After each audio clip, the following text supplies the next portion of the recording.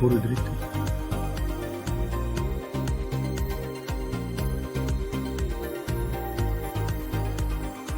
Saison de la région, mettez un chaque fois, ou presque chaque fois. Welcome, everybody. I am so excited to be on screen because we've got an event live from Belgium, and I think that's going to be cool tonight. And those guys are staying up really late for you and me. So that's going to be great. Today, we have Lionel Van der Haegen, and he's the director of Brasserie de Silly, and Luc De Raedemaker, editor of Beer Grand Cru and Brussels Beer Challenge, and I'll have to apologize to everybody. I'm sure I did not pronounce that close enough, but it'll have to do. Now, we're going to be discussing the original Saison, but you might wonder who I am. I'm Doug Piper. I'm with Gourmet Brewing out of Greenville, South Carolina, and I want to thank you so much for joining me on my journey, and we're going to spend time talking to Lionel, Luc, and myself. And we're all trying to make your day a little more delicious, one sip at a time. Now, if I'm successful here, I have everybody on screen, and I'm glad, Lionel and Luc, you're still there. Yes. Everybody in the audience, please write in the chat and let them know how much you appreciate them volunteering their time. It is 11:30 p.m. in Belgium right now where they are, so they are staying up late at this moment, and it'll be even later when they get home. So please put that in the chat and tell them how much you appreciate. We've been working together for some weeks to make this happen for you. And the way we plan these out are primarily through my conversations with people. I had folks on this morning, this afternoon, we were kind of doing the sound checks, and they give me input. But the polls help shape tomorrow's programming. So please answer the polls. It helps me prioritize what events you're interested, what speakers you're interested in, and that's how we really got on this Saison kick. So let me introduce our two guests because they are really special. Lionel Van der Haegen is a sixth-generation co-owner with cousin Bertrand Van der Haegen. And after finishing Leuven Business University as a commercial engineer, he got his MBA from Solvay. And I know, Lionel, you didn't go straight to the brewery, but you spent a few years in the kind of commercial industry before coming back to the brewery. So we want to hear more about that in a minute. But we've also got, let me mention, Luc De Raedemaker, and he's the chief editor of Beer Grand Cru, excuse me. And he's also the author of the Belgian Beer Book.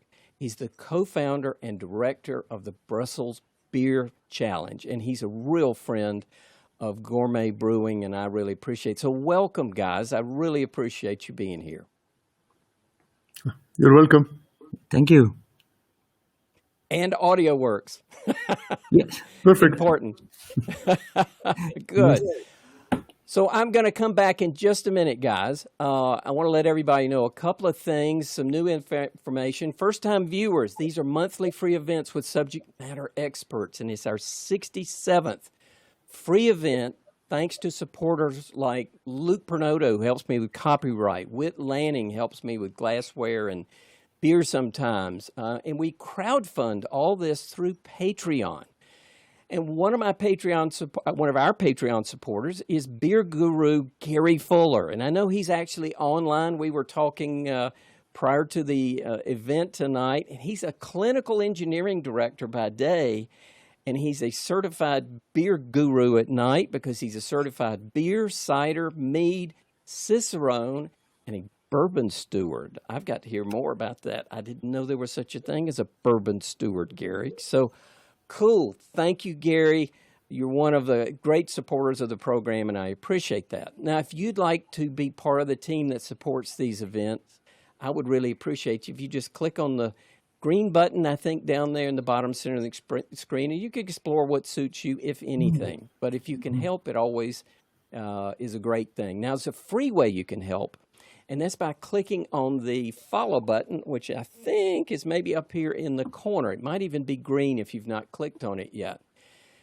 And what that does is it alerts you when I go live, because I do the major events, I have notifications. Smaller events, I don't. So, for example, I'm going to be traveling around to breweries, and I'm probably not going to publicize that. But when I'm there, I'm going to go live, and you'll get notifications. So click on that. That helps. And just quickly, refreshing your browsers solves most technical issues with the live streams. Reducing the resolution can be done in the lower right-hand corner gear symbol.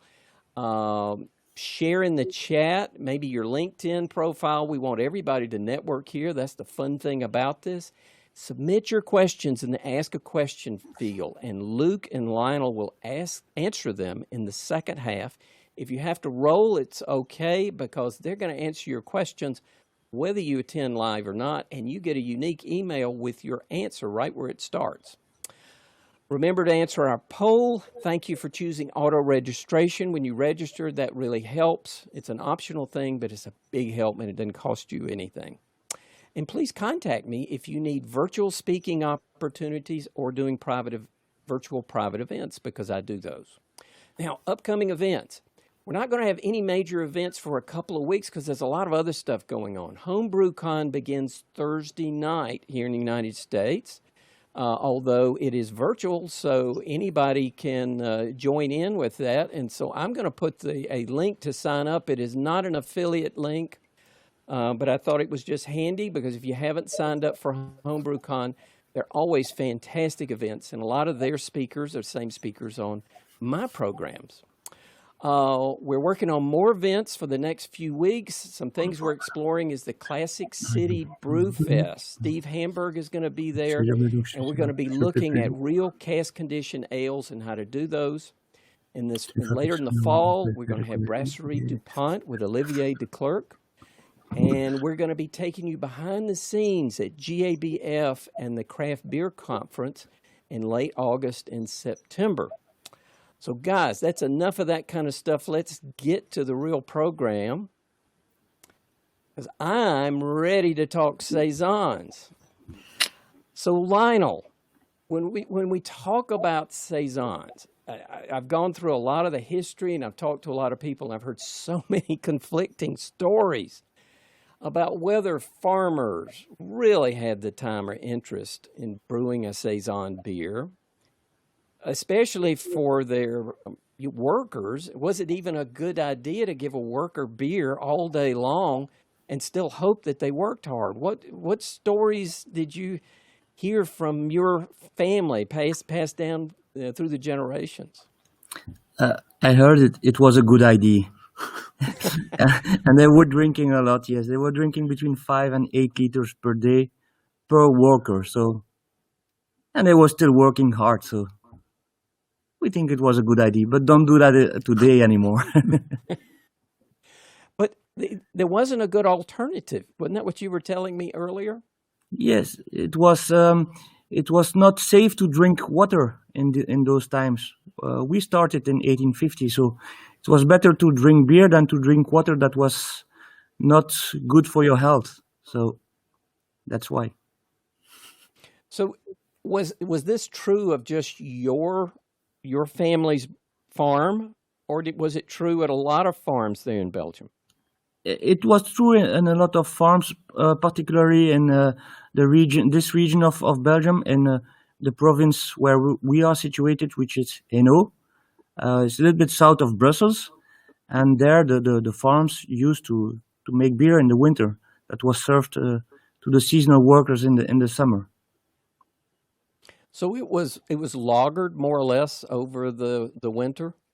Yes, that's it. It was lager over the winter.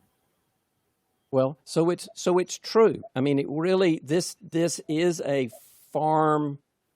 This style truly does have farm origins and did come from working farmers, and it was not unusual for a Belgian farm to have its own brewery. No, it was not unusual. It had to be refreshing and something that was that the people were drinking when it was hot weather, hard working, and they could work all day. It was probably also part of their salary. And also, Oh, it makes sense to brew at the farmhouse, because you have like grains you can grow up, and normally near a farm there is a water supply. So for the three of the four ingredients of beer, so it makes sense to make beer at a farm because you have every ingredient you need to make good beer. So it's quite logical to brew at a farm. so was it the man of the house, or was it actually the lady of the house who was the main brewer? In our case, it has always been the man in our brewery. Okay.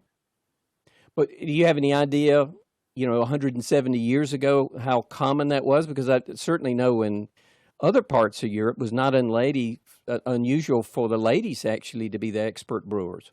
Yeah, but it stopped more or less, and now I'm on thin ice, I know, but it more or less stopped after the Middle Ages. Before, there was like the women were brewing, mostly at home, and then like breweries became more or less professional. And the Right. moment that the men took it over to become professional, you could earn money. So the men took it over. That's one of the explanations why men took it over from women, because it became more and more professional. And actually, and maybe you know better as me, because I'm not native speaking, but before like the 16th century, in the UK, in England, the word brewer didn't exist. Only the word brewster exists. Oh, really? Well, Now yes, in that's English language, it was yeah. brewster until like 16th century. I'll have to ask Ron Pattinson. I bet he would Yeah, have a ask him. Ron would know. He will confirm it. Yeah. Maybe he's on. If Ron's on there, Ron, but type in the chat if you're watching. Okay. So the other question that I had for you along that same line is, okay, all right. So pills, your recipe for the Silly Saison dates a few years after the Pilsner was created. So what color of malt do you think was in the original Saisons that your family originated? So here in Silly, we started brewing in 1850, and it was my great grandfather who had less activity in the winter with the farm, and he started malting his own barley. And at that time, it was not as accurate as today, measuring the temperatures and things like that. So they were always malting too much to be sure that the grains were malted. So you got more dark grains. I don't know if I'm right when I say that, but more malted grains. And so the beers at that time, they were all amber or dark. And so that's because they could not measure exactly the temperature and do an accurate malting. That's why our Saison is still amber today, and we stick to the original recipe. So, its color probably sort of corresponds with the Pilsner as a lighter colored beer than maybe the other darker beers at that time. But the techniques was also different, huh? For the pills with bottom fermentation. Here it's top fermentation, but there were no really blonde beers in that times in this area. Yeah, you're right. Because like Lionel was saying, like when people they were melting at the time, the melting was done mostly at the farm, and it wasn't the techniques or the knowledge to do it very precise.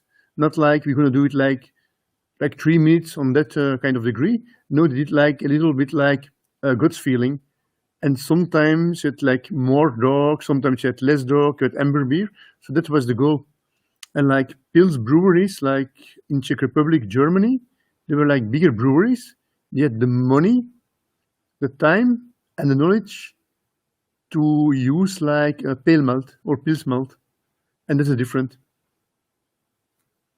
It's more like, So say, after, the Pilsner brewer industrial, and like the Saison brewers, they were craft. If you translate to modern times, so the farmer would malt his own grains, grow his own grains, brew his own beer. So once he's drink his own brewed beer. a batch in the fall or during the winter, so he would put this in barrels in the barn or Yes, outside or what? yes. So we were putting the beer into barrels. We had 3 horses, and we were delivering the beers to the different pubs around the town here.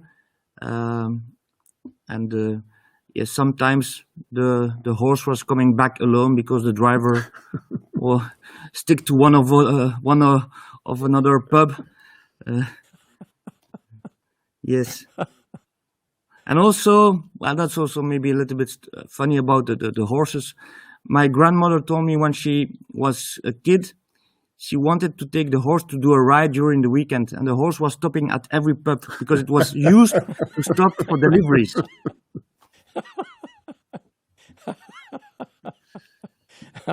But That's a the great beer story. was filled here into in the barn, yes, yes, yes, and into the barrels, yes. So I know it can get quite warm in Belgium in the summer. So you've got all this delicious beer that's been lagering basically the biggest part of the winter. Did I understand there were some things that they did to keep the beer cool? Uh, mm, No, they put it mostly put it in the cellar, yes, like you do it in the UK, like Wheel Cascale. At the times, beer was just put in the cellar, and like in the winter, it was like, let's say, like 5 to 6 degrees Celsius, and in Yeah. summer it went up to 11, 12. But the beer was still like, if it's 30 degrees outside, yeah. and you drink a beer of like 10, 11 degrees, it's cool. Oh yeah. So it was like, it was all times, and the beer was just put in the cellar and served from the barrel. Like, Well, guys, this is making me thirsty. yeah, me too. We and we've got we're going to start with a Saison DuPont, right? Yes, I show you the bottle because we can everybody see it? Can you see it, Doug? Yeah, yeah, and I'll put my bottle up. Yeah. Uh, So it's really funny. We seem to have like different labels in Belgium and in the States. So in the States, it seems to be the original one, and we have like a modern version of the label of Saison DuPont. But I'm gonna serve you. Yes, yes.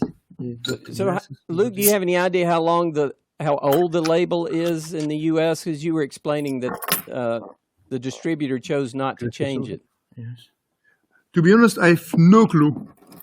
I knew about Okay, it, a different label, but I forgot completely about it. And when we were preparing the meeting, we saw it, but I don't have a clue. okay.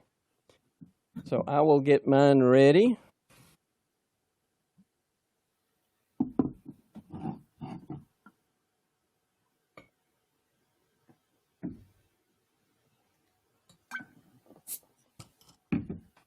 Something.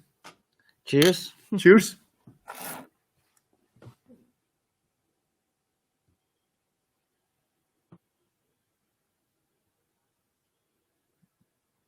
You got the right glass. Yeah.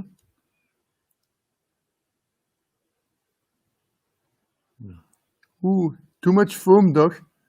I know. And Olivier gave me some instructions.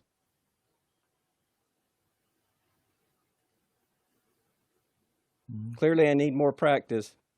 We're getting there. Er is een echte link tussen onze Got my familie microphone in the way here. We're going to en Boezijn. do it this way. Ooh, that's starting to look nice. Families are linked. Ooh, got a little bit off the side. But That's okay. friendship link. Okay. Mijn grootvader heeft mijn grootmoeder ontmoet dankzij de grootvader van Okay, we just record. Hmm. Okay, can you? Okay, first have a zip, like. Cheers. Cheers. Cheers. Anyway, if you look at the beer, it's quite It's quite pale. It's a little cloudy or hazy, like white foam, like rather stable. If you smell at it, that's the nice part. You have really the Saison yeast, little spicy. You have some malt, little fruitiness, and then if you take a sip,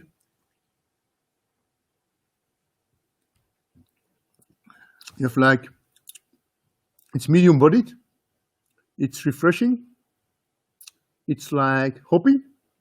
You have like hoppies coming through, and in the end you have like a quite dry finish with some hops and some spices. And the spices are coming from the yeast. They don't add spices in their beer, in their brew. It's 100% coming from the yeast. And personally, I imagine it's one of the considered as a classics, Saison DuPont, and it's quite a good beer. It's quite, I think, a nice example of a Saison style. Personally, I call it like, and I'm not sure Olivier would agree from DuPont. I call it like a modern Saison because it's like, for me, it's like a modern interpretation of the style. But I really like the beer, and it's one of my. I drink it regularly. So anyway, once again, cheers. Cheers. Cheers. Cheers. It's also a nice beer. In Belgium, it was quite hot today. It's a nice beer, like when you start a lunch. It makes your palate clean. It makes you hungry, and I really like it as an apéro to start a dinner or to start lunch. I don't know if you agree, but Yes, it's really a good appetizer for aperitif. Yes, you're right. I agree Well, completely. and super refreshing. Super Yeah. refreshing. yeah, especially today in Belgium, we have like almost 30 degrees Celsius, so it's quite hot for the time of the year. So a fresh Dupont, Saison Dupont is always a treat. So, Lionel, we're going to taste yours in just a minute. Can you explain or begin to kind of share the differences? Because for a lot of us in the United States, we look at the Saison DuPont as kind of a style standard, or at least an example of the style. But in our earlier conversation, you said that there were some pretty distinct differences between yours and Saison DuPont. Yes, yes. It's if you when we will pour it later, you will see the difference immediately in the color of the beer. But it is still it is because of the malt, as I explained. But it is still a very refreshing beer, and that was something that is common to most of the Saison beers. Um, what we do also is also a blend of young beer and aged beer. Young beer that was brewed at the end of the winter, and aged beer that was brewed at the beginning of the winter. So then you get a slight sour taste in the beer that gives that refreshing taste. But it's when you look in the history of what was done in the past for the Saisons, you can see that there was some Saisons that were a little bit sour. Even some were using some spices. We personally don't use anything else than malt, water, hop, and yeast. But when you look in the literature, you can find that there are other versions in the past, but always brewed in the farms for the seasonal workers, and very refreshing. Well, I love it and it's delicious. So, is there, and Luke, you might want to even touch on this. Okay. I know there's a bit of a difference in philosophy in styles and style adherence in the United States than what there is in Belgium. So, is there a reason that they're so different, that Saison DuPont is so different from Silly Saison? No, for me it's not. It's not different. It's brewed in the same philosophy, like only using like the four main ingredients, not adding spices. It's just like another interpretation, like they're using another malt bill, they're using another yeast. Probably the hop bill is also different. The water, I don't know, I cannot tell. But We are not far from each other, but it's not the same water well. So yeah, so normally, actually, it's brewed like in the Belgium philosophy of Saison. And if a Belgian brewer is making a Saison, he will not add spices. In normal times, I travel a lot, and I was like a few years ago, I was in Brazil, and I was at a competition, I was judging, and another judge brought me like the Saison. He brought me like the gold medal. It was like a really good beer. It was like 40 degrees in Brazil. It was refreshing, but the brewer was adding like lemongrass to the beer. So for me, it was an excellent beer, gold medal worth for sure. But in my eyes, it was not a Saison. It was like a beer like herb and spice, but not a Saison. It's not because you're using a Saison yeast and then you're adding like spices or something that you have a real Saison. Then you have an herb and spice beer with a Saison yeast. And in Belgium, most traditional brewers or also new brewers, they are using only four ingredients. And that's for me is a real Saison. If the Saison is like pale or amber, I don't mind. It's a choice of the brewer, of the brewery, or the brewmaster. At least that's my opinion. So how did that end up? I'm not sure I followed you. You said this Saison, which was a gold medal Saison as far as Yep. you were concerned, but it had lemongrass. Yep. Did you throw it out? No, because no, it was not my table. It was like the captain of the table brought it to me because I was a Belgium guy, and of course I have to taste the gold medal Saison.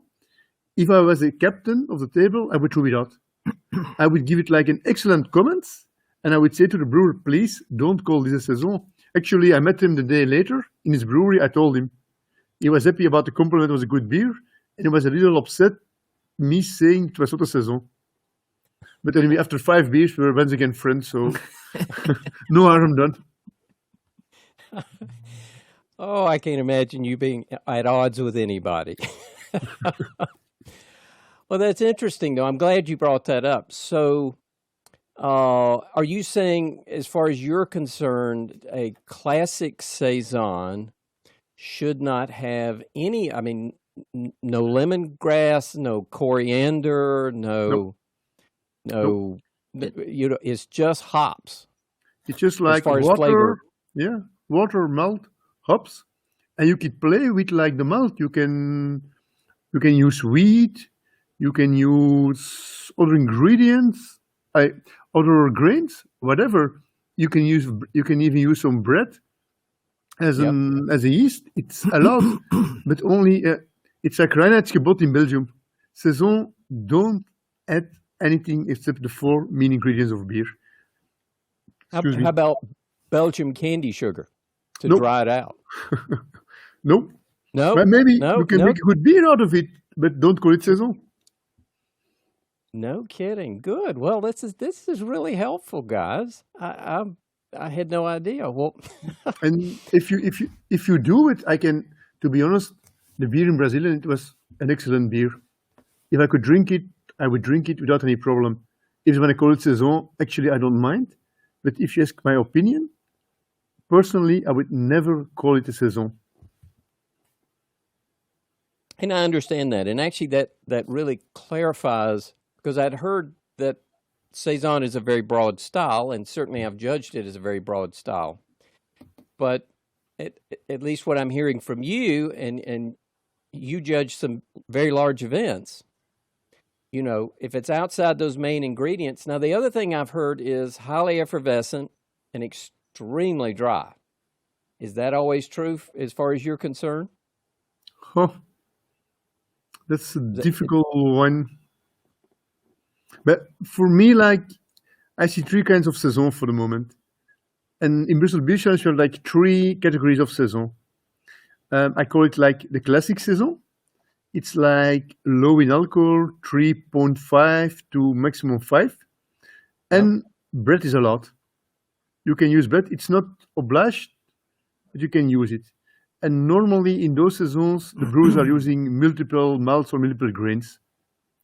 Then you have what I call like modern Saison. And I know Olivier will kill me, but anyway, that's for me, that's like typical is like the Saison DuPont, like around 6, like rather clean, like refreshing, like hoppy, and like a nice touch of Saison yeast. And then what I call, and actually that's like the influence of the American craft brewers, I call it like double Saison or imperial Saison.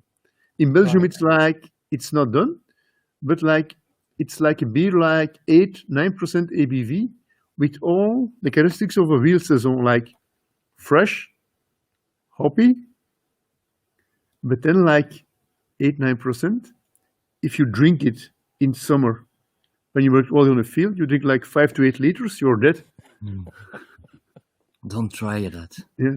Even don't try it. And that's, okay, that's my personal opinion.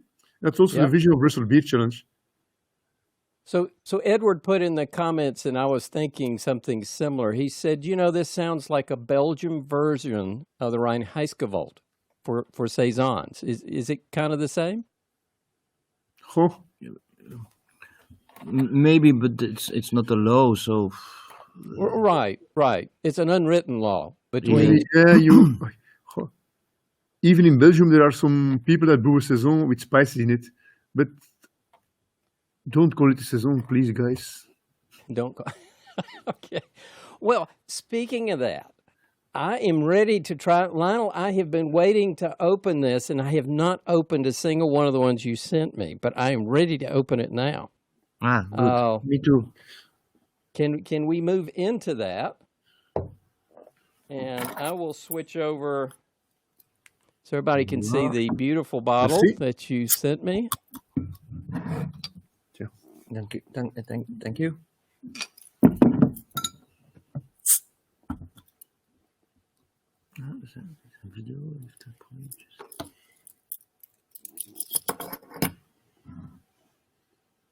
I'm watching very carefully how you pour this when I try mine. You're learning from the best, Dutch. That's why I'm waiting on him. Okay, so now I dare do mine.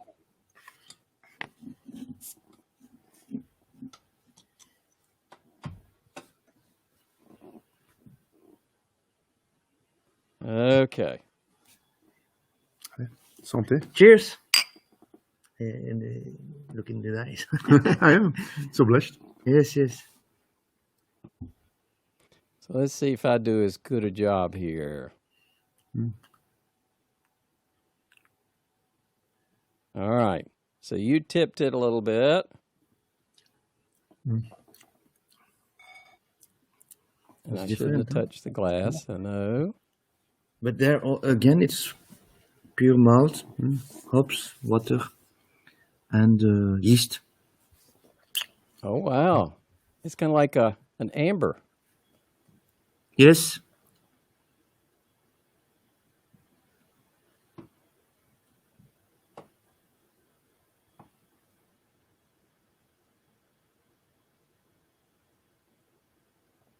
Also, the glasses are usually straight glasses for the Saison. Like the glass we had before is the typical glass for Saison DuPont. Yeah, I love the glass. I was going to light up. To be honest, Doug, your pour was almost perfect. Yes, it's perfect. It must be Lionel's glass. So I was trying to get some, not quite as dark as it appears. I know that light's a little much, but it's pretty much it's darker than amber. I mean, it's a. Yes, but on the screen it's difficult to see. Huh? Yeah. It's not a dark, to be honest. It's amber, yeah. Yes, it's No, it is amber. not a dark beer at all, but it is. On the screen, you cannot see it easily. Anyway, cheers. Cheers. Cheers.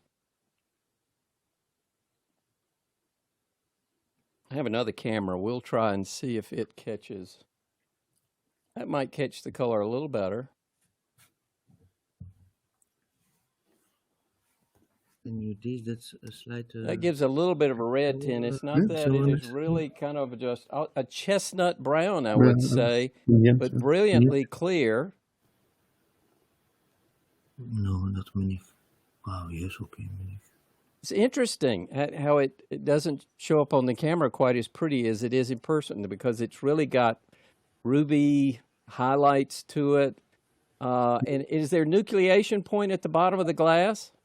Wait, what? Le petit point comme du Yes, champagne. yes. I don't know if I can get that on camera or not. It's beautiful. If you look into the glass, you can see a hop leaf, and from that hop leaf, there. Yeah, you can see it. Yeah, we can try this camera. See if we can see it in there. Oh, there we go. Now you see it, yeah. Now that does make it a little redder than it actually is. It's more of a chestnut color. So the question was asked there in the chat, Lionel or Luke, you may know also, how available is this in the USA? Now you shipped me this one, but how available is it in the US? We have a distributor in the US, which is Global Beer Network, but they have also a web shop. I think they can deliver everywhere in the States. It's craftshack.com. So that's for the moment.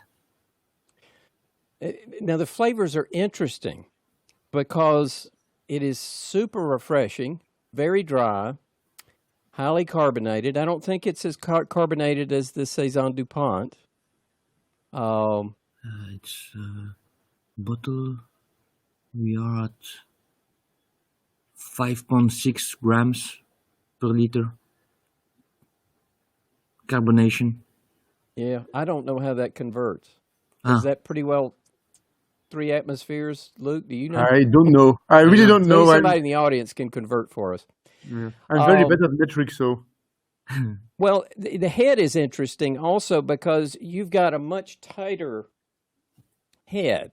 I mean, this is See the difference, almost yeah? creamy, whereas the Saison DuPont is very large bubbles, or larger bubbles anyway. It's kind of tan.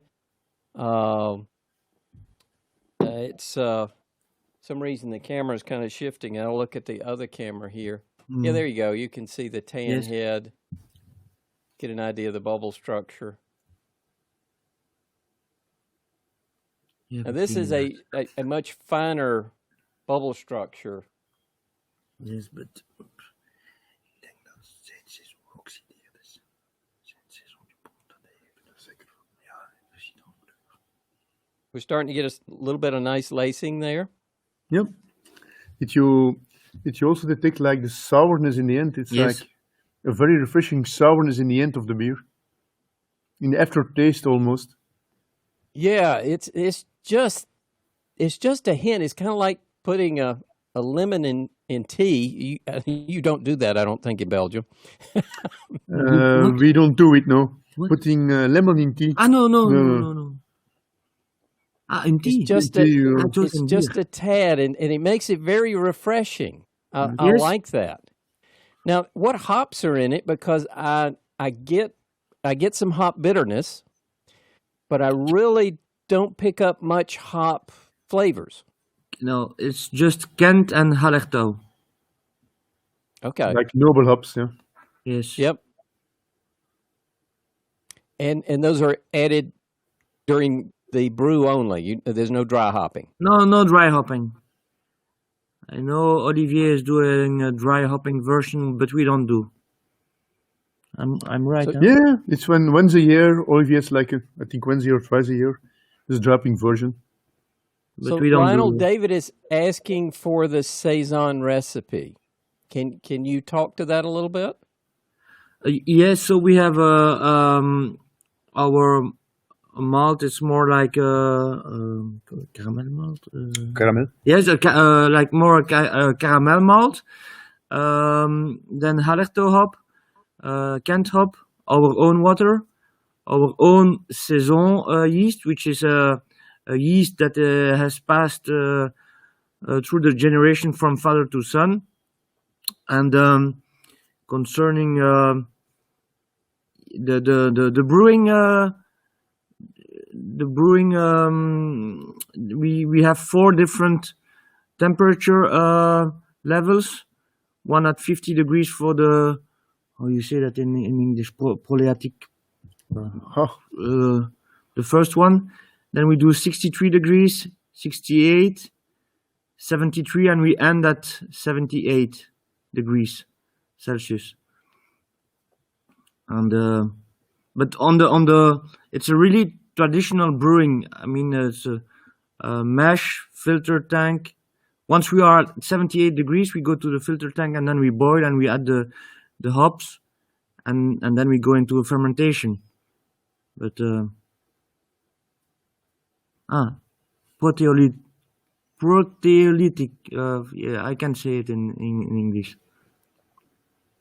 I think you did very well. A lot better than I did pronouncing your name. What'd you say, Luke? Almost perfect. almost perfect. So Michael says, is that a step mash? It sounds like it. Step mash que tu fais. Yeah, stair-stepping the temperatures. Yes, palier. We say in French palier. Yes. Yeah, we are talking 3 languages. Lionel is French, native French speaking. Yes. I am native Flemish speaking, and we are trying to speak in English. So sometimes we mix. So I guess, what do you think is the most important part of the brewing process that provides such a dry beer? Because it is super dry, yet its color would make you think it's going to be much sweeter than it is, Yes. but it's not. It's a very dry, darker beer, brilliant color. So how do you get it so dry without putting like candy sugar in it? Because it doesn't have any bread. No, we go quite far into fermentation for the attenuation of the sugars. So we go quite far so that all the sugars are almost gone through the thanks to the fermentation. That's probably one of the main reasons. Now, and you also do blending, isn't that right? Yes. We still do the blending of the aged and the young beer. So this is in fact 85% of young beer and 15% of aged beer. And then Now that's a tradition that Guinness had for a long time, right? Didn't they add some older beer to all of the Guinness? I mean, is that kind of a tradition, an older brewing tradition? it is an old brewing tradition that was also used in other parts of, like in the north of France and things like that. Yeah, Bier de Gert, yeah. Yes, but I didn't know for Guinness. I heard about Guinness, but I never know it's true or not true. I heard rumors about it, but I cannot confirm it because I never checked the source, to be honest. Well, I know it to But I be believe true it. for their stout up until like 20 or 25 years ago. They used to blend, and I think it was 10 or 15%. Maybe somebody in the audience knows, but they blended a little bit. So is Saison DuPont blended as far as you know? No, I don't know, but I don't think. Me neither, but I don't think they do it. No. Yeah. So how does the hopping is much higher in the Saison DuPont, is it not, compared to the Silly? Yeah, it's more. It's yes, it's more in the Saison DuPont. I don't. Did I understand right your question? If there's more in the Saison DuPont, you say? Yes, Yes, that yes, was my question. yes, But that's why I'm talking about like classic and modern. So like the more modern version have more like up-driven. yes. So what I thought I would do so people can see, compare the two. Mm.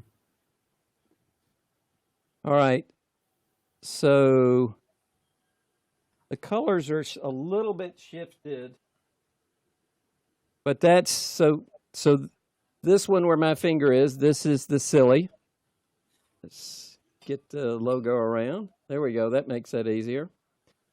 And this is the Saison DuPont, and you can Yes. see the contrast in the colors pretty distinctly. And clearly, we're getting a little more lacing out of the Silly than we are the DuPont. Yes. It's hard to see on the screen, yeah.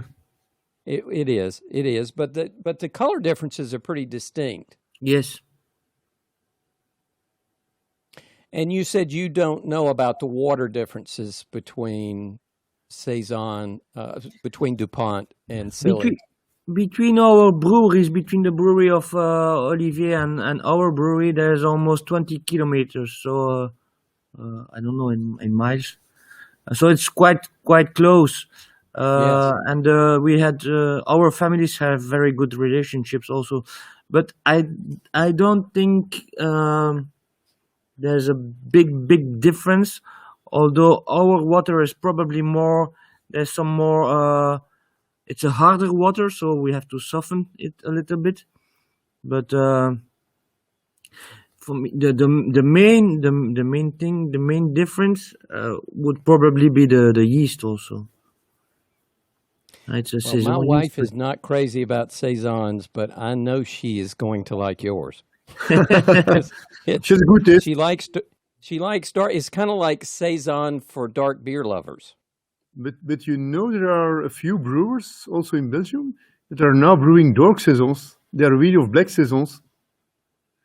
I don't consider as a saison. The beers are good, but they're really black. They are using like dark malts or like chocolate malts or coffee malts or So how are they getting them dark? Are they putting in roast, or are they roasted actually malt. using Yeah, roasted sugars? malt, like I 5% couldn't or hear you. Say 2% it roasted again, malt. Luke.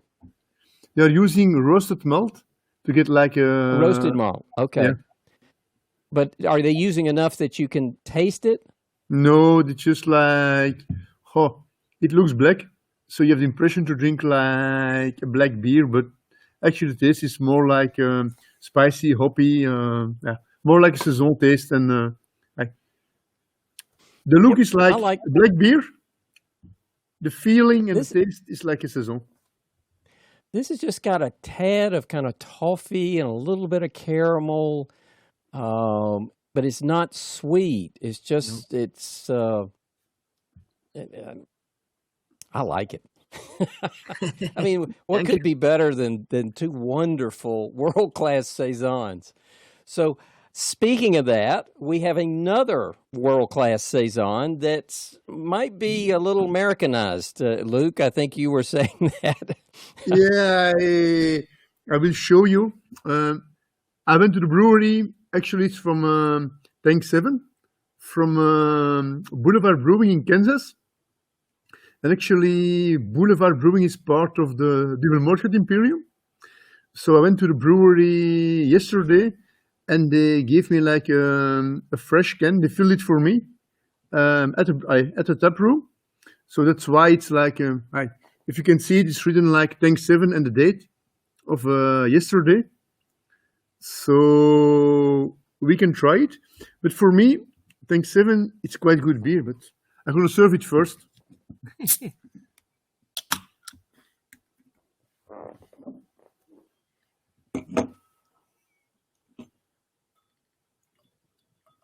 still fresh. Nice. S'il te plaît.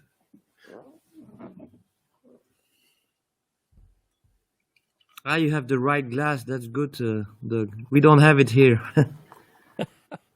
I should ask 2 glasses at the You mean brewery. I have a glass that Luke does not have? That's a rare thing.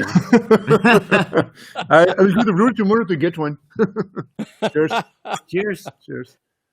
No, anyway, for me, like, actually, the guys from Duvelmort at the tap room, they say me, I was telling I need this because we have like a session about Saison. And they were saying, we are selling this beer in our tap room in Belgium. That's like an hoppy triple. Ah, yes. So,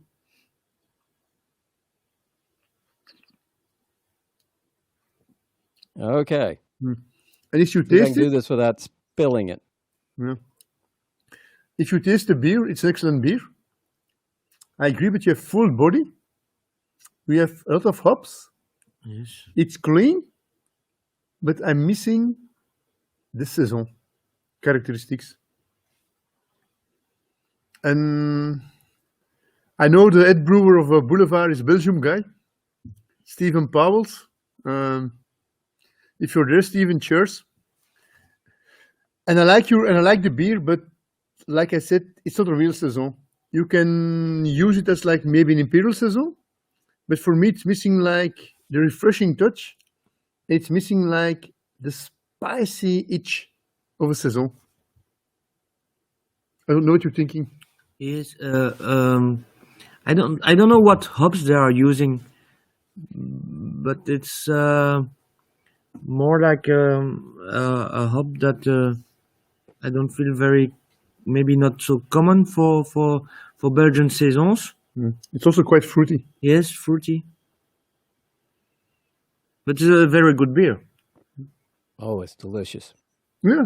One of my favorites. I mean, On the we've quality got of the beer, we agree. Yeah? It's a world-class beer. It's a good beer, but once again, in my eyes, it's not a real Saison. Maybe an Imperial or double Saison. And brewed in what- American tradition. 3 absolutely delicious beers.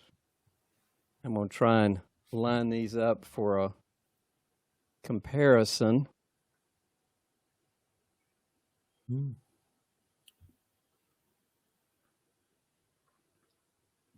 How much ABV is it? 8 or 9. Ah, yes. There you go. You can get a little idea of the color and 8.5, clarity 8.5 difference. ABV. Yes. Certainly, the Tank 7 and the DuPont are very similar in color. The Silly's quite a bit different, but you can see the clarity of the Silly is Yes. amazing. The DuPont, where I've got the light behind that now, is pretty hazy, but we've got wonderful clarity with the Tank 7, surprisingly, considering how heavily it's hopped. I'll switch over here to another camera. A bit more hazy here. Yeah. I mean, look at that clarity.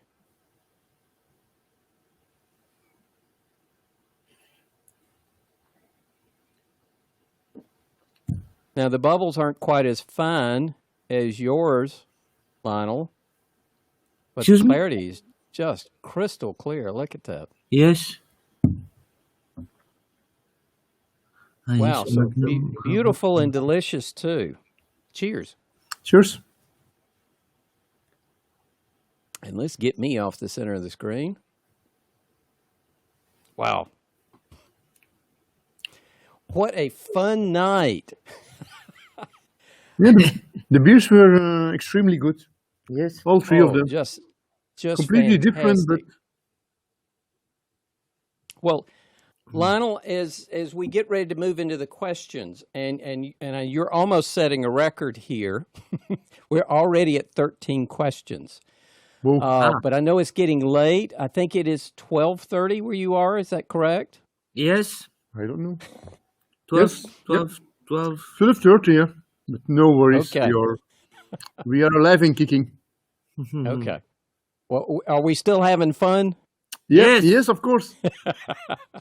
Good, because there's how many? Over 800 people ready? 852 people that are very excited to see you there on screen. So if you can hang in there a little bit longer, we'll move into the questions. So as we wrap up, and Lionel, I'd like you to start with this question.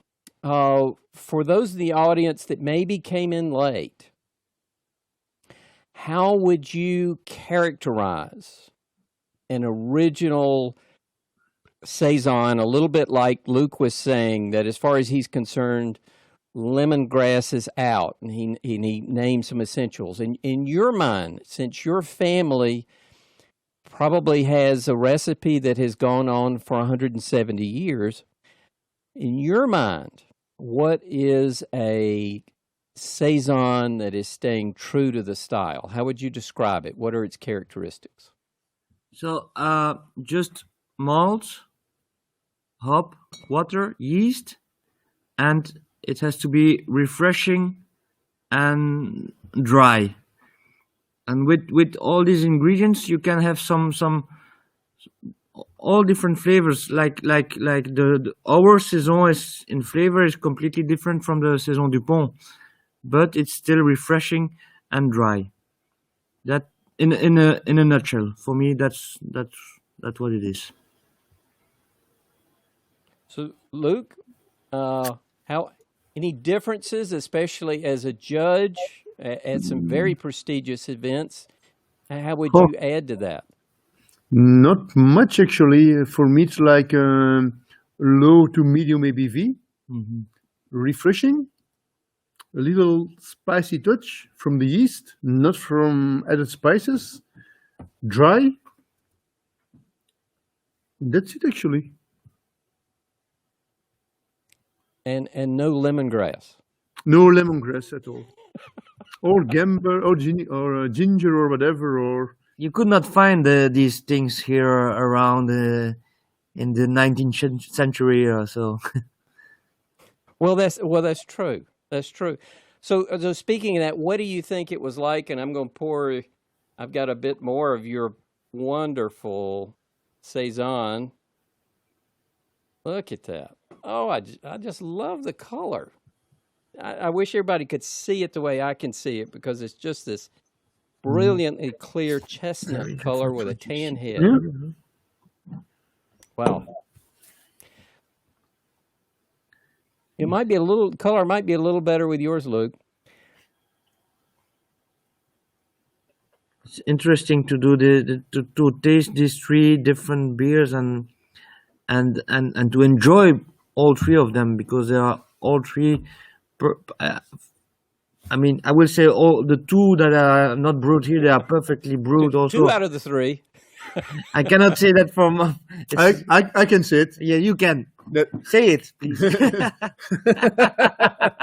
No, they're completely different, but are 3 world-class beers, that's for sure. And what's the best, I cannot tell, because they are completely different. You cannot compare. But in each philosophy, they're world-class beers, and that's for sure. I repeat myself, but that's because it's true. Well, and then I guess when we start repeating ourselves, it's time to move into the questions. So we're right at the bottom of the hour. I promised you guys and our audience that we'll try and move into the questions at the bottom of the hour, because I know some people only allocate about an hour. And so for those of you that are here, we appreciate it so much. Thank you for 850 friends that we're all having fun together on a Thursday night. Luc, I appreciate you and Lionel for taking this time, and you are out really late. We appreciate that. And we're going to move into the questions. And in case somebody has to leave, please know, first of all, you can put your question in and you can leave, and we will still answer them as long as everybody's holding up there in Belgium in the wee hours of the morning now. And you'll get an email with your answer if you need to leave. The other thing is everybody gets a vote. So if you're looking down the questions and you don't have one, vote, and you can vote up the most important questions so you can maybe hear it live. So move into the questions, and we'll switch over to that right now. And Charles says, I've left my meeting to see what's going on. Yeah, Charles was behind the scenes this morning or this afternoon when we were getting ready. So, Charles, Good to see you and Gary. Gary, it was fun jumping in there with you. So let's move to the first question. Our first question,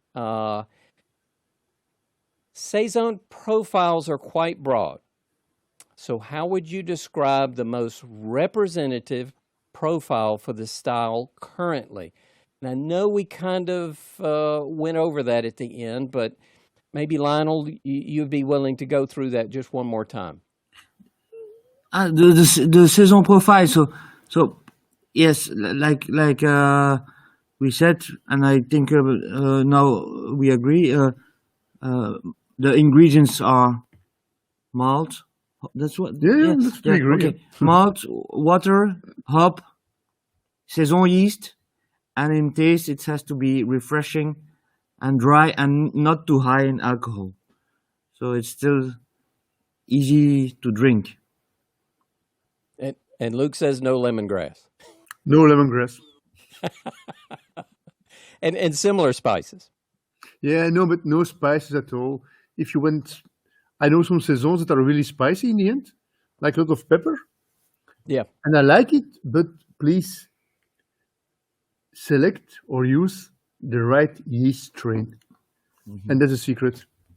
The spiciness should come from the yeast, is yes, what I'm hearing. And I know some spicy Saisons that are really spicy, but it comes from the yeast strain, and that's important.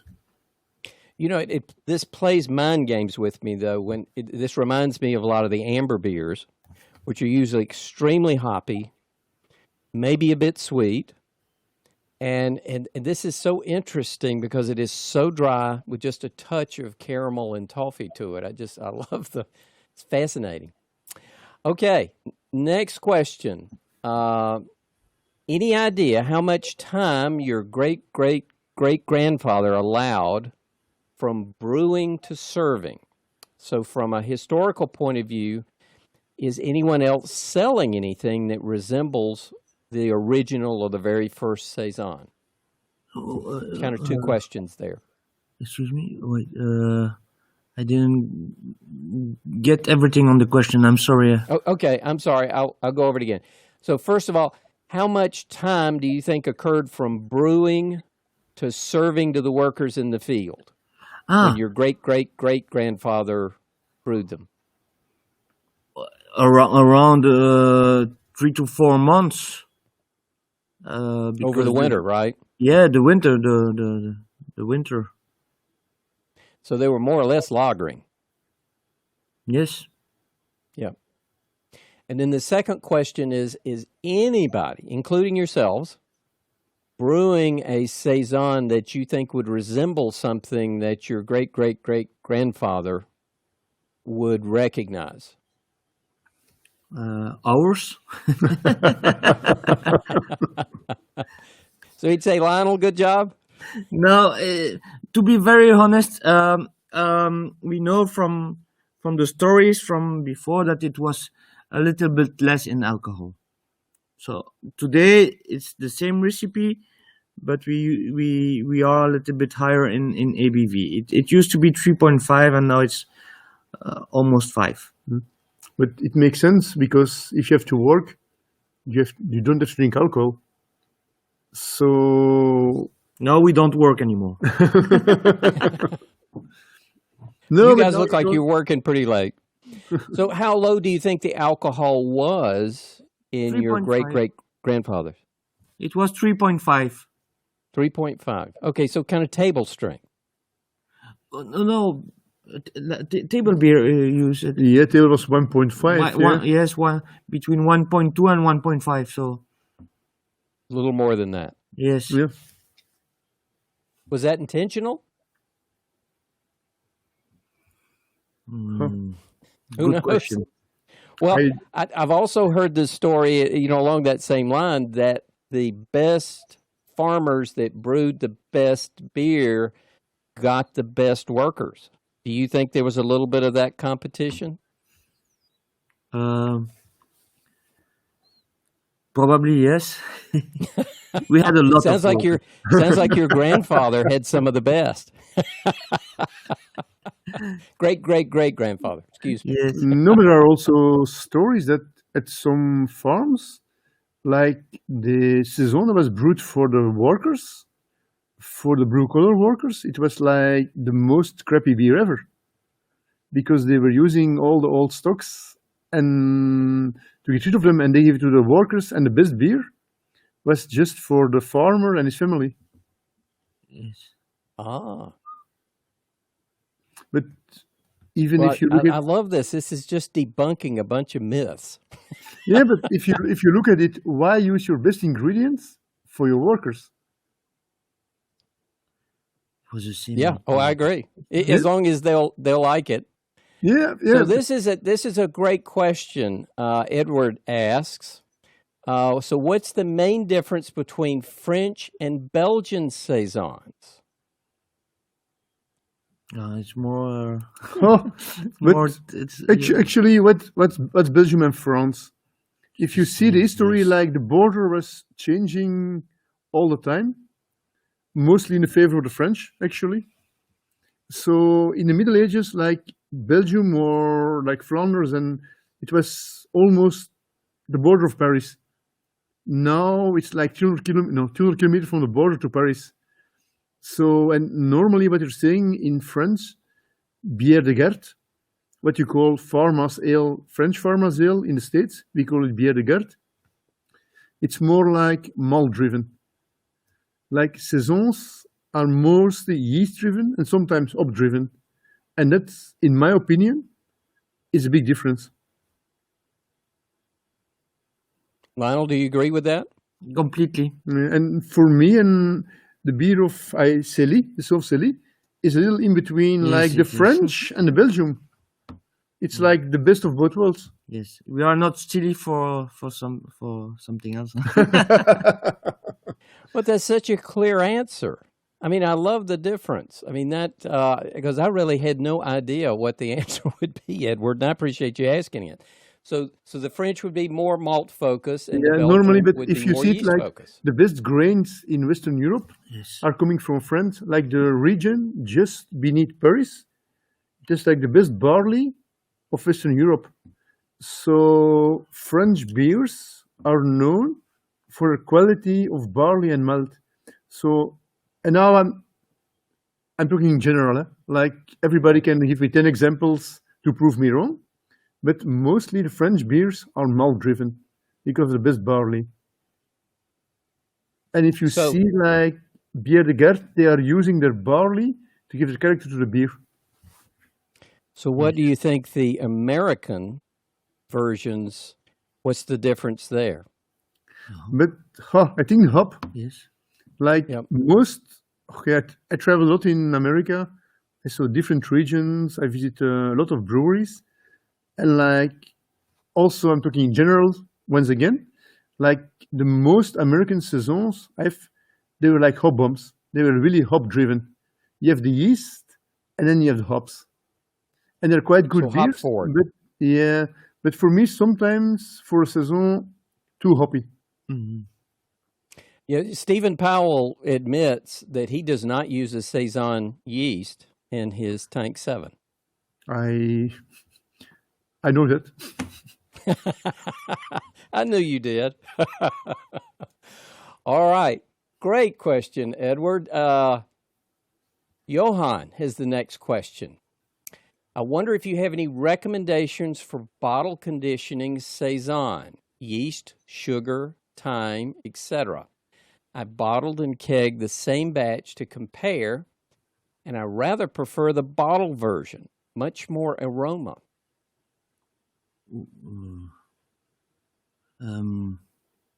Difficult question. Yeah. I'm not a brewer, so No. So the different. He has a difference between the bottle and the. Right, and he prefers the bottle conditioned, which makes a lot of sense. But you mean the fermentation in Yes. bottle? Yeah. if usually there are not a lot of brewers that are re-fermenting the kegs, so already with this there's a big difference between the bottle and the kegs.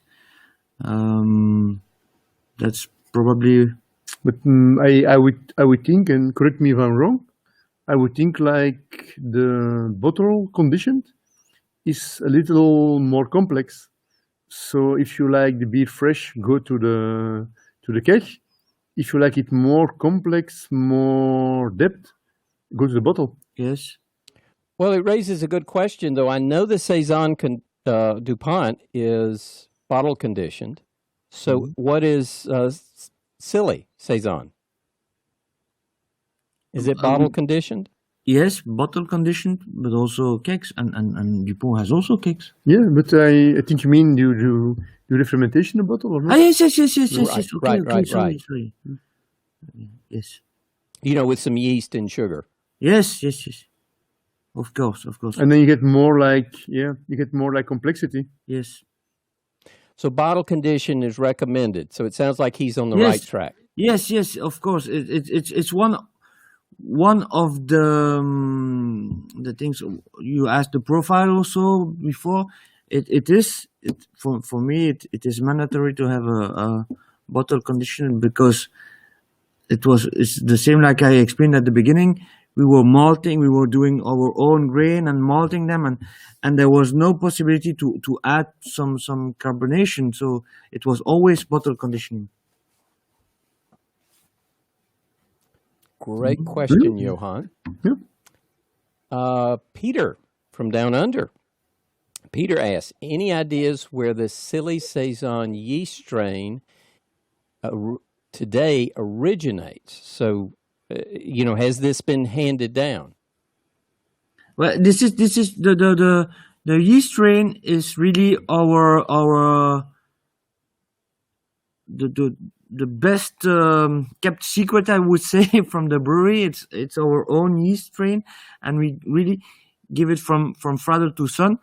As you explained, Doug, at the beginning, I am co-owning the brewery with my cousin, which is who he is, in fact, the real brewmaster. And if you want our yeast strain, you have to ask him, but it will be very difficult to get it from him. Even I cannot get it. But it has been passed from generation to generation, and then it has changed also a little bit in the time. But always from the same mother. You say that in English? Mother source. Mother source, yes. Yep. So I know the Saison DuPont yeast can be bought commercially.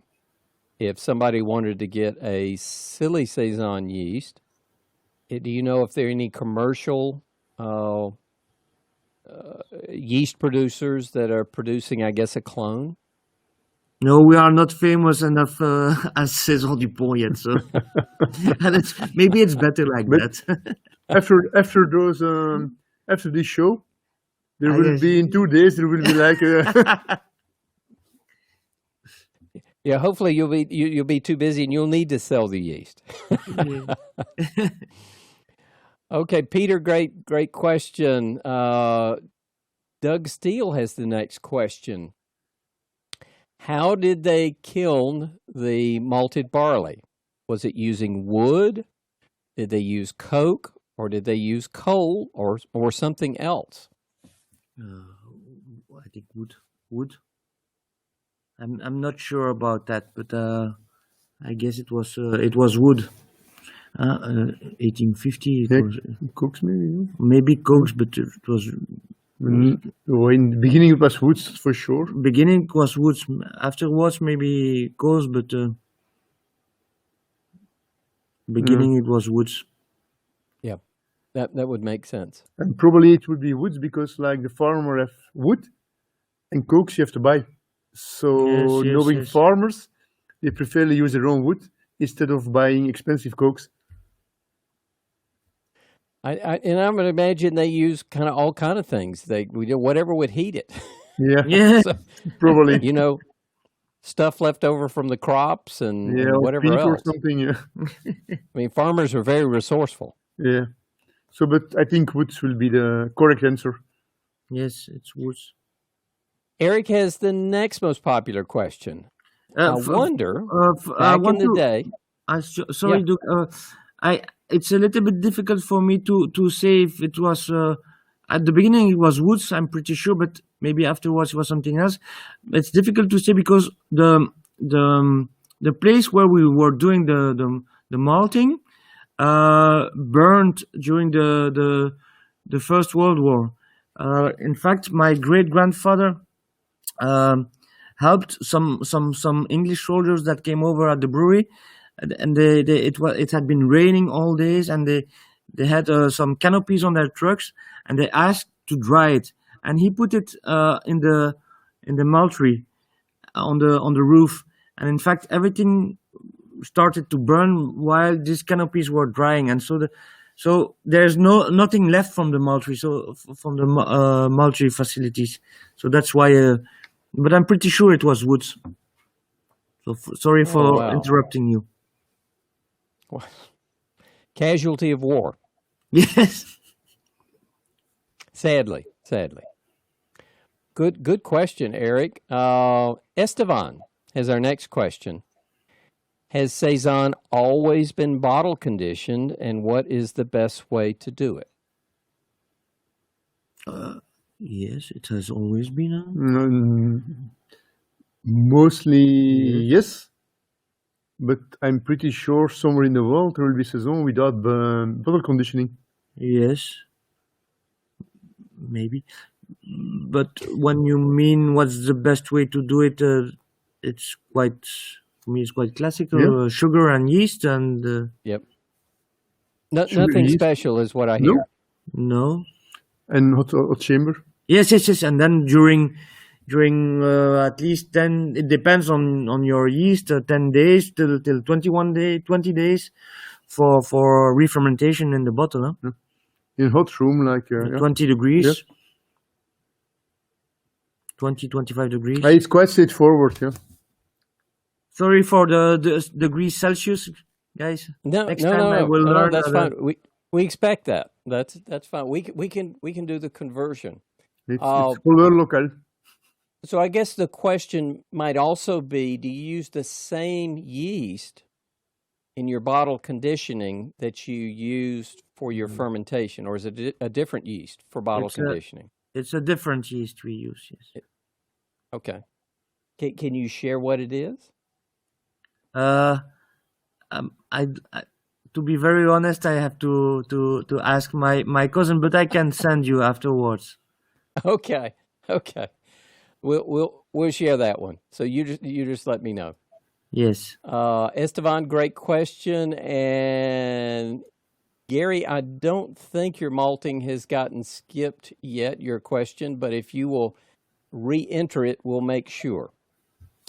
So George asks, is your brewing water hard or soft? It's hard. We have to take out some iron and chalk, but it's just a filtration. There's no chemical treatment or whatever on the water. It's just so you're saying you really don't add any brewing salts? No. Okay, just filter out what you don't want. Yes. Okay. So it's for the most part local water minus what you don't want. Yes. And it leaves it mostly hard, I think, is what I'm hearing. It's still, it used to be harder in the past. Yes. Now we take a little bit more out of it because we want it also to be the water a little bit softer. Ron Smith says he has to leave to teach his college class about Belgian beer styles tonight. Very appropriate style for this evening. So great to see you, Doug, Lionel, and Luc. Merci, if I pronounced that right. Would be happy to see you sooner, Ron, because it's a long time already. It was last Brussels Challenge. Yes. And so we cannot travel anymore. So would like to share a beer with you again. Excellent. In real life. All right, and let's see. I was going to look right quick. Doug Steele says, I have answered his question maybe unintentionally. Okay. Doug, I'm not seeing it, but we'll keep going. So Ron asks, speaking of Ron, how tart is the old portion that's blended in for, say, Silly Saison? Do you know maybe what pH it is? Ooh, it's I can't remember, but I know it's with it. Maybe you will think this is funny, but it's the pH is if you compare with Coca-Cola, the pH is much less in the Coca-Cola than in the Okay. sour. But it's 3 point. So it's not as low a pH as Coca-Cola. Is that what I'm hearing? Yes, but Coca-Cola is very. You don't feel it's really sour because there's a lot of sugar. But Right. if you test it, you would get crazy. I think. I think your teeth will fall out. Yeah. Yes. But it's I actually didn't know that. I've got to try that now. I Yes. didn't know the pH of Coke was very low. Oh, it's very Yeah, it's very low. Very It's very it's the low. most sour beverage in the world, actually. Yes, but you No don't taste it kidding. because of all the sugar they add. But anyway, but I can. It's 3 point. I don't remember. But it's not as low as Coca-Cola. Close, but not Okay. as. A little off topic, but I don't think too much so, Mark. What can you tell us about Stupid Silly Sour? Because it actually fits in very closely, as I remember, Lionel, from our earlier conversation. So this Stupid Silly Sour is the 100% aged beer, and in fact, we released that beer about 5 or 6 years ago on demand of our distributor in the USA, Global Beer Network, and yes, I see. pH of Coca-Cola is 2.3. You see, so this is 100% aged beer, and it's really tart and very very low in pH, but higher than Coca-Cola. And it's a beer that we sell mostly in the US. So I'm grasping here, but didn't you say the Silly Sour was a large percentage of the old that you blend with the new Silly Saison? Yes, it's the Silly Sour and the Silly Saison are opposite in proportion. So it's 85 aged beer and 15 young beer for the Silly Sour, and Silly Saison is 15 aged and 85 young beer, and Stupid Silly Sour is 100%, which makes the last 15% makes a big difference. That's good to know. I haven't had it yet, but now I'll be prepared. Yes. And I can't believe that Coca-Cola is actually a lower pH than a lemon. Now, that's wow, Kyle. That is amazing. Doug asks, Luke talks about the only 4 ingredients. How much variety do you think, if any, is in the yeast? But you can be very broad because each strain has its own secrets, and you can also use wild yeast or bread. So if you start playing with like a normal yeast strain, then you add bread, then you can go like in every direction. So it's quite broad. Infinite. Yeah, and you can go dry or very dry or less dry. So you can play with it. And you can play with your like fermentation temperature. So a lot of possibilities. So it almost sounds like the yeast variation is as wide as all the Belgian brewery strains that are out there. Yeah, but in Belgium, They're talking about Belgium yeast. For me, Belgium yeast doesn't exist, but our brewers, they have a lot of original yeast strains, and they know how to handle them. And that's sometimes the secret of Belgian beer. Yes, it is. And you can buy malt, you can buy hops, you can soften your water, add your water. You can copy the water, huh? Yeah, you can copy the water, you can do everything, but if you cannot treat or handle your yeast strain, it's like a beautiful woman. You have to handle it with care. And if you handle it a good way, you get a good marriage. If you treat your woman bad, you get a bad marriage. It's the same with the yeast strain. If you do it good, you get like an excellent result. And that Belgian brewers, they know how to do it. All right, great answer. So Diago has our next question. Let me switch things around here. Okay. Is the addition of fermented or bottled fruit acceptable in the Saison style? Fruit? No. No.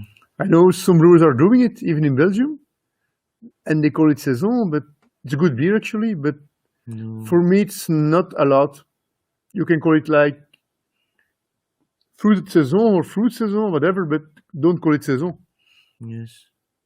So would your great-great-great-grandfather Lionel have allowed fruit in his Saison? I don't think so, but it's true that it's difficult to put a real rule around Saison because it has never been defined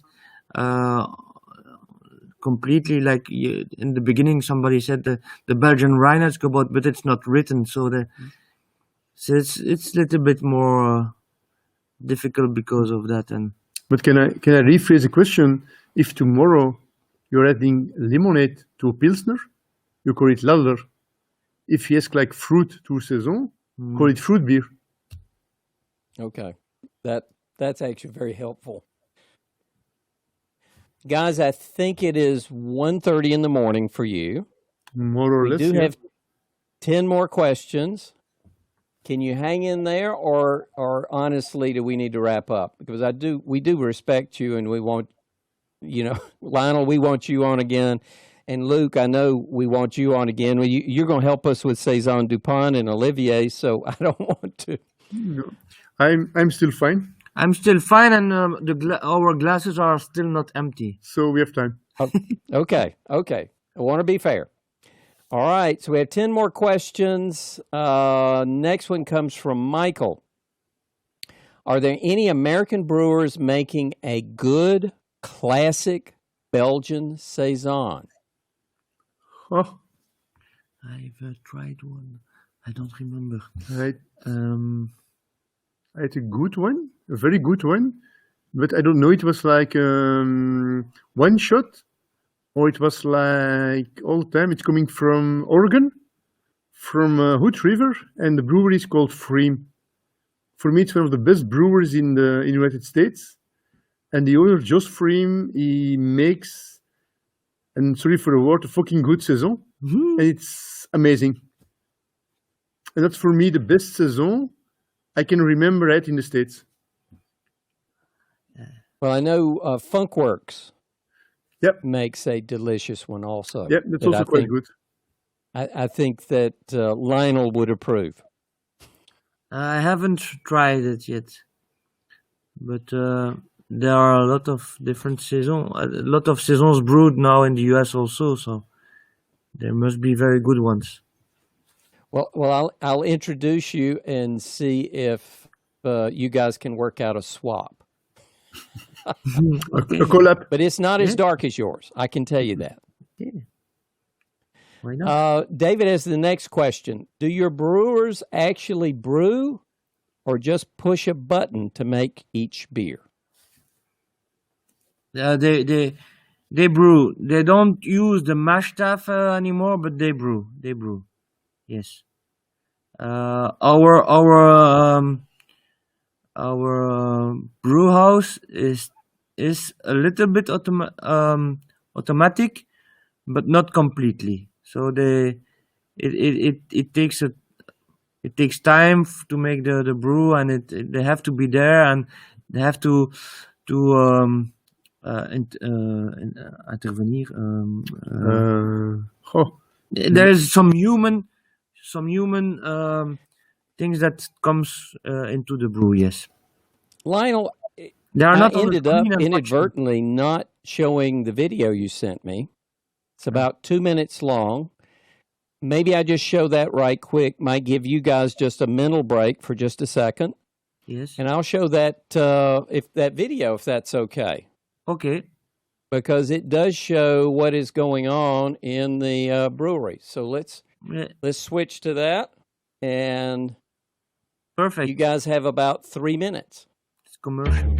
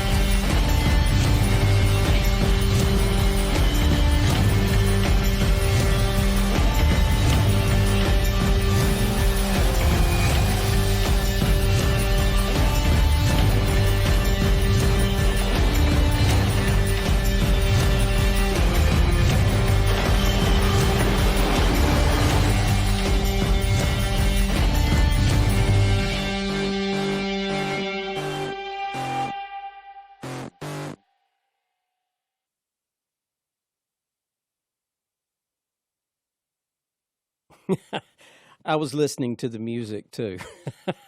I think that is a wild soundtrack. And I hoped you guys would still be there. Yeah, we're still there. What a great video. And I wish we had shown it earlier. But that's okay. I think that answers the question. That looks pretty hands-on to me, David. Thank you. So we'll get to the next question. Fabio asks, to improve the fermentation and reach... Let me try that again. To improve the fermentation and reach of high attenuation, open fermentation is recommended. So I guess to rephrase that a little bit, you mentioned you have a house yeast. Do you have any open fermentation that you do that has any wild yeasts? No, we don't. We don't have any open fermentation. Maybe Luc, you can answer, but I don't know that there's still some open fermentation in Belgium. The goose, yeah, but I know one brewery at open fermentation, Roel, in Roel, yes, Roel. Roel. They have open fermentation. For the rest, you have the Lambic brewers. They have Yes. open fermentation. And Germany, yeah. In Germany and Austria, but in Belgium, No. not by my knowledge. Maybe Okay, so there were one or two. so I it know is Roel. not traditional No, to use not open anymore. fermentation It for was traditional, yeah. saisons. It stopped in the 1970s. From that time, most of the breweries in Belgium, smaller breweries, stopped open fermentation. If you visit the Koning, they still have the old open fermentation tanks, but they don't use it anymore. So do you think your great grandfather actually did an open fermentation? Yes, it was like that. Yes, I'm sure. I know because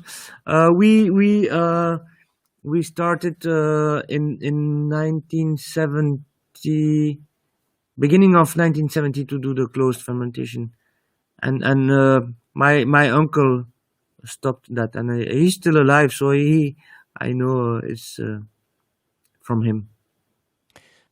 Bob Sylvester's there in our program, and he's a great American Saison brewer. And he says wild yeast is more of an American thing regarding Saisons. No. Maybe there are more like wild Saisons in America right now than in Belgium, but traditionally, Belgium Saisons had a lot of bread in it. Yes, historically you can find that back. So, in the literature. Yeah, he's right. Maybe like American brewers now, sour is quite famous in America. Sort of brewers are using bread. It's like a trend or an hype, or I don't know what to call it. But traditionally, we had bread in our saisons, and there are still brewers in Belgium that are making a saison with bread. So, in numbers, Bob Sylvester will be right.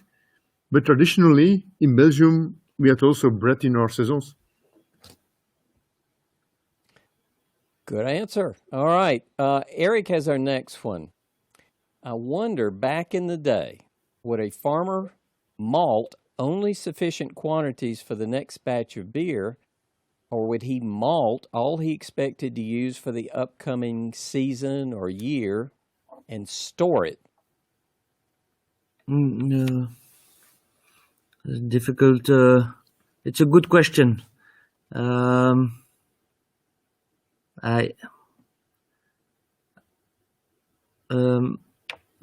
don't. Would it basically depend on his malting capabilities? If he had a big place, he might do it all at once. And if he had a little place, he might have to spread it out. No, but for us, the brewery was not the main activity. The farming was the main activity, and it has been like that till 1947, when we stopped the farming.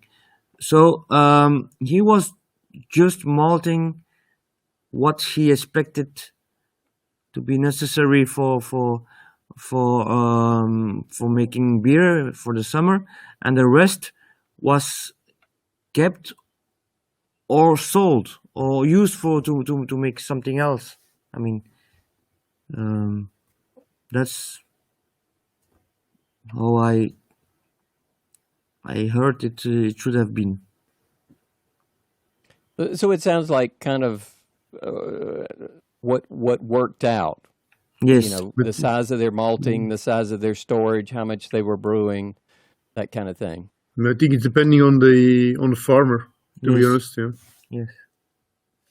So the next question comes from Daniel, and he asks, do you use new yeast in the bottle conditioning, and what are your thoughts about Brett Saison? So really two questions there, Lionel. Comes back to the yeast for bottle conditioning, which you said only your cousin knows. Yes. And the other question is, what is your opinion of Brett Saison? Because I'm certainly not getting any Brett characteristics from your Silly Saison you sent me. So Brett is something that is possible in a saison, that has been used in the past in some saisons, and this is used for some saison nowadays. I don't know. Yeah, like De La Seine is also Yes, making a bread saison. yes, Yeah, bread saison. But we don't use it, and we don't want to use it for the moment. Just in terms to be to for security. I mean, we don't want to go in that that way for the moment. And the first part of the question was. Well, the other part was just about bottle conditioning, which I think you've admitted that your cousin really has all the expertise on. and to be honest, I think everybody wants to meet your cousin now. So to be honest, like a bread saison, I think like a lot of saisons, they get like a bread touch, but the question is, does the brewer want the bread touch, or it was just like a little accident in the brewery? Yes. And I think that's the question that's most important. I think most brewers want to brew like a saison without bread, but because do bad hygienics, do circumstances, they get like bread in their saison. Yes. So Lionel, that's not your first bottle of Silly Saison, is it? It's still, but you want some more? We have a big one. We have another big one. There we go. David asks, maybe I overlooked this information, but what's the best fermentation temperatures to get those nice spicy aromas? Ooh. It's I don't know. It depends on your yeast, and it's more like in the past. It has been trials and Error. and errors, but it depends a lot on your yeast, huh? So can you share how warm your yeast or your beer is fermented with your yeast? So the first fermentation in the tanks, it's 20 degrees. Oh, that's fairly cool. That's typical for ale temperatures. No. Oh, for ale, yes. For ale, yeah. Yes. Yeah. I mean, some saisons are warmer than that. Maybe we do 20, not less than 20, and in the second the bottle fermentation we are at 25. Okay. And you'll be happy to know we are down to 3 questions, and Fabio has our next most popular question. Would you recommend, since I think you don't know what your yeast is, would you think a champagne yeast would work well for bottle conditioning?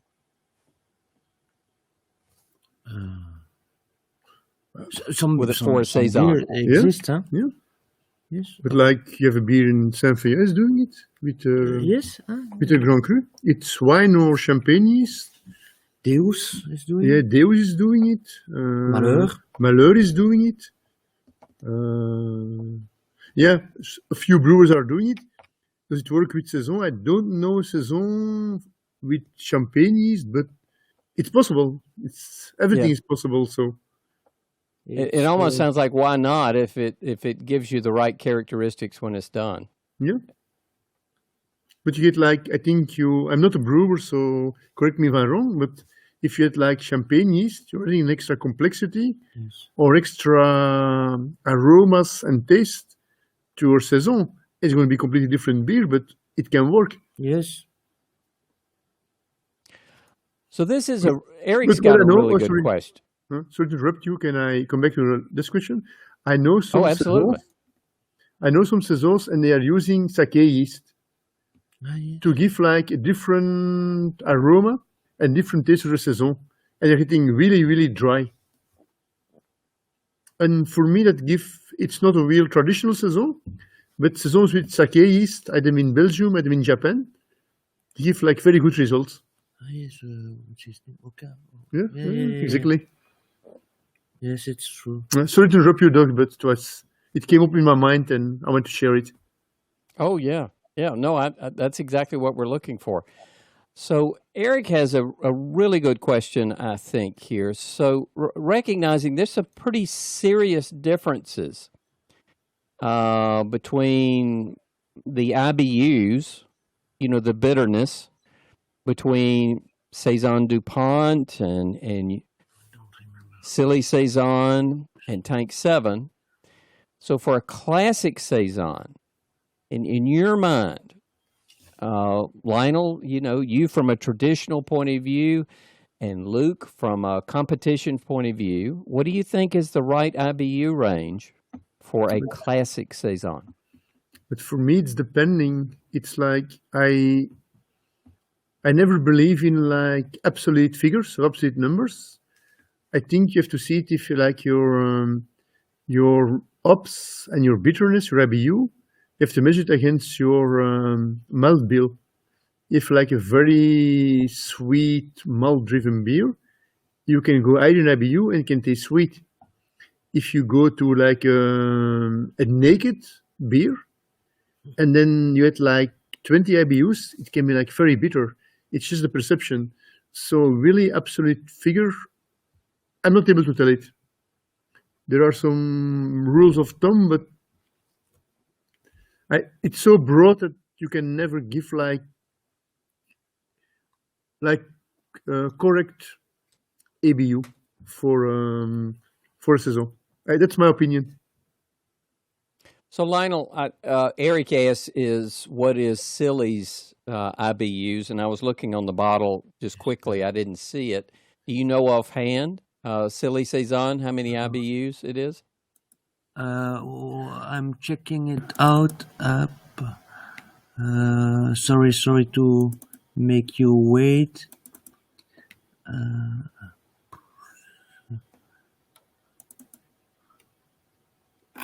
It's an old one. It hasn't changed. 25. 25. Eric, you nailed it. 25. He said 25? He did. He did. I will hire Eric and sell back the machine that is doing the calculation. Can we pay him like before with a beer, 8 liters per day? Come on, Eric. You just got a connection. All right, Henry. He asks, there's a huge difference in the ABVs, 5, 6.5, and 8.5 in various Saisons. What's your opinion? Really no criticism and respect to the style and the drinkability and being responsible for the drinkability. What do you really think a Saison ABV should be? It shouldn't be too high. It should be medium, low, medium. But actually, it depends how you look at it. If you look at it from a historical point of view, it should be low. It should be 3.5.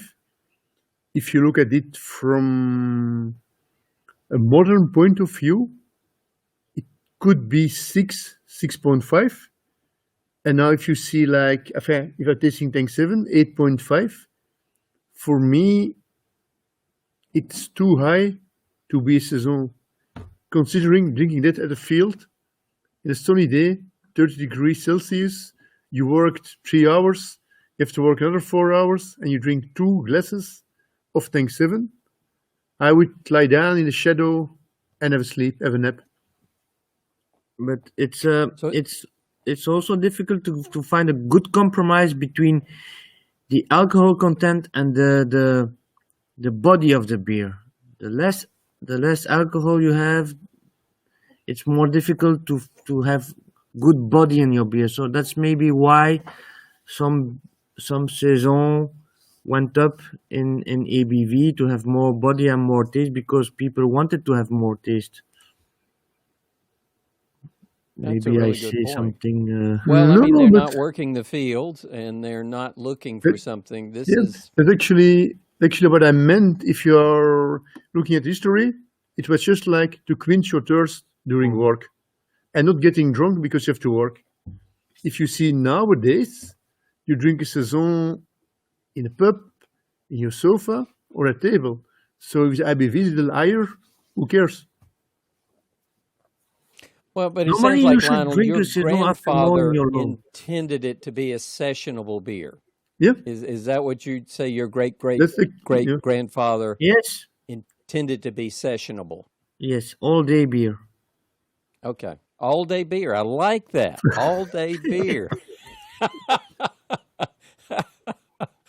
Luke, we ought to be able to do something with that from a marketing point of view. Yeah, I think so. Lionel has just hit something. All day beer. Daniel asks, how do you start at low fermenting temperatures, or do you just maintain 20 degrees C? So in other words, do you start out below 20 before you get there, or you just go at 20 and that's your fermentation temperature? But when we start with the wort, it's already 80 degrees. So we cool it down till 20 with the cooling system. And then we add the yeast in the tank. So it never gets below 20, is what I hear. Not intentionally, anyway. Yes, yes. Okay. Any others, Luke, that you know of that would be fermented below 20? To be At honest, least I don't initially? know. I'm not a brewer, so this kind of information, I sometimes pick it up, but I don't know it firsthand, to be honest. I understand. 2 more questions, and you guys can go home. Already? We are just waking up. already. Daniel asks, how much yeast do you use at the beginning? And I know Lionel, you're in a bind for the yeast questions. That's something I can't answer. I'm sorry. It's a little bit. You see,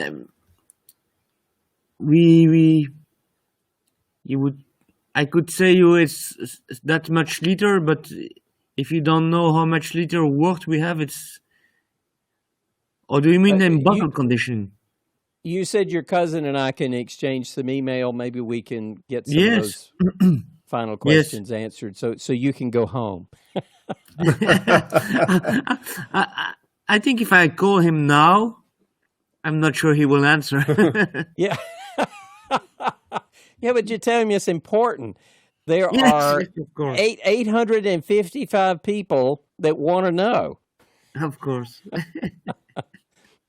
Okay, and Daniel, you asked how much yeast at the bottle conditioning, and I understand, but we just don't have that. We'll try and get more details on that. My Yes. apologies there. Yes, And sorry. Eric, I will- think you will come might have back had a on that. malting question, and I hope I didn't overlook it. You guys need to go home now. Luke, after the Duval call or event that we had, Yes. you had to walk home. Is that right? Yes. It was nice. Are you going to have to walk home tonight? No, because Yes. no, It's the- 100 miles away. no, the Koning Brewery, it was like 30 minutes walk. Now, if I have to walk, I will be home on Saturday morning. So you don't have to walk home, is what I hear. No, I'm taking the car right now. 1 hour driving. 1 hour, more or less, yeah. Well, you guys, I just can't thank you enough. You're there very late, and it's wonderful to see the changes. The vaccine is out, so there's not a barrier between you. Luke, I'll have to say you seem happier. Yeah, but it was like, pubs are open. Yes, it's wonderful. It's wonderful now.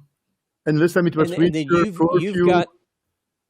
you've got an event coming up, right? A judging a beer event coming up in the fall that you're working toward. Yes. 8th of last weekend of October, first day of November, Brussels Beer Challenge. So we are looking forward to it. It's our 10th anniversary, so we hope to celebrate without any restrictions or with less restrictions, and we can see our friends and from all over the world and share a beer. If I can add something to this Please. contest, I think it's one of the best contests for the moment. And I'm sure some brewers are listening to us now. If they have some beers, they have to participate because this is a real good beer challenge. Thank you. Now I'm blushing. Thank No, you. no, but it's perfectly organized, and it's one of the top challenges. Thank you very So, much. Luc, No, it's not are because we you're there. Huh? going to do a live event from there? Yeah, it's possible. We can do it. Great. It will be Well, like also- a different time for you, but we can do it. That's We can okay. organize it. Hey, you adjusted for us, we'll adjust for you. Thank you. And thank you everybody for joining tonight. I think you see in the chat, guys, they love the idea of an all-day beer saison forever. Thanks so much. Great session. This was great. Thank you so much. Henry says, gentlemen, this has been a tremendous event. Thank you so much. Daniel says, thank you. Bob says, hoping to be there. This is Bob Sylvester, a brewer there. He's Here in welcome. the U.S. Rodney says, thank you so much. Kyle says, this was great. Thank you. I could keep going, but you guys, you've put a nice end cap kind of until we get to Olivier de Klerk, who we've got coming up in the fall. And then it sounds like we've got some exciting events, Luc, that we might share from you. And so thank you so much. I appreciate all your time tonight. You're welcome. You're always welcome. We'll let you go home. And Good whoever night, comes to and- Belgium, please visit us. Cheers. Cheers. We will do that. Cheers, gentlemen. Bye-bye. Have a nice evening, guys. Thank you. Good night.